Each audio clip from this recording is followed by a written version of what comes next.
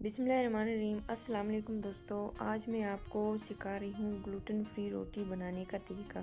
तो दोस्तों, आपने सबसे पहले एक कप पानी ले लेना है, उसको उबालने के लिए रख देना है। उसमें आपने आधा चम्मच नमक डाल देना है और 1 कप के करीब आपने इसमें ग्लूटेन फ्री आटा डाल देना है। जब पानी में उबाल आ जाए फिर उसके अंदर आपने आटा डाल देना है और जब आटे का पानी बिल्कुल खुश्क हो जाए फिर आप इसको किसी बाउल में डाल दें और जब ठंडा हो जाए फिर उसको ठंडे पानी के साथ आहिस्ता आहिस्ता गूंदना शुरू कर दें और इतना आप इसको गूंदें कि इसकी गुठलियाँ ख़त्म हो जाए। दोस्तों, ये ग्लूटेन फ्री आटा रोटी जो है उन लोगों के लिए अच्छा है जिनको गंदम से एलर्जी होती है और उन लोगों के लिए बहुत अच्छा है जो कि डाइट पर रहते हैं, जो कि गंदम की रोटी नहीं खाना चाहते। तो इस तरह से आपने आटा गूंद लेना है और तकरीबन 15-20 मिनट के लिए इसको रेस्ट दे देना है।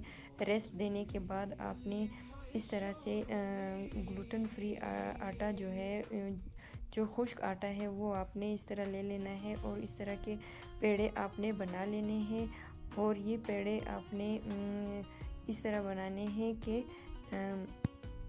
ना ज़्यादा बड़े हो और ना ज़्यादा छोटे हों।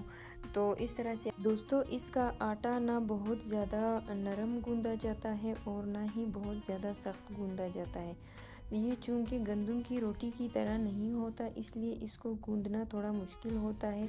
इसलिए इसको पहले आप पका लें और उसके बाद इस तरह से पेड़े बनाकर और आप इस तरह से इसको बेल लें।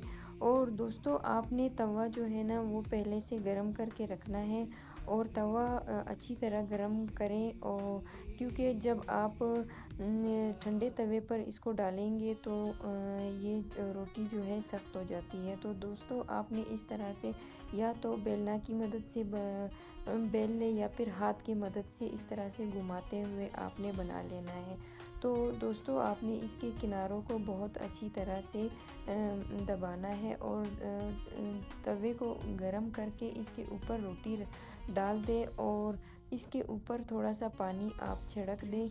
और पानी छिड़कने से ये होता है कि दोस्तों, कि अगर ये साइड खुश्क होगा तो इसका जो खुश्क आटा है वो तवे के ऊपर चिपक जाएगा और रोटी जल जाएगी। इस तरह जब इसके ऊपर बुलबुले से आने लगे और आटा जब खुश्क हो जाए तो उसके बाद आपने इसको पलट देना है। तो दोस्तों, अगर वीडियो आपको अच्छी लगे तो चैनल को लाइक और सब्सक्राइब करें।